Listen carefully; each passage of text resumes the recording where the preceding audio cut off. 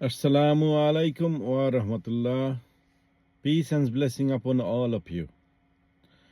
We shouldn't be losing hope in any circumstances from the mercy of Allah subhanahu wa ta'ala. Allah is the most merciful, most gracious, and Allah forgives all types of sin.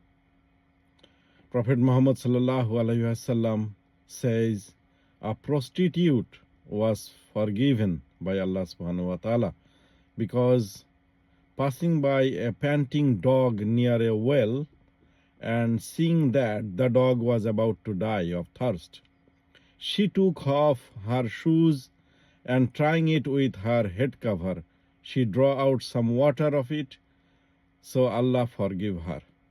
Sahih Bukhari 3321. This proves a prostitute also was forgiven by Allah subhanahu wa ta'ala. Any sins can be forgiven by Allah subhanahu wa ta'ala by His mercy.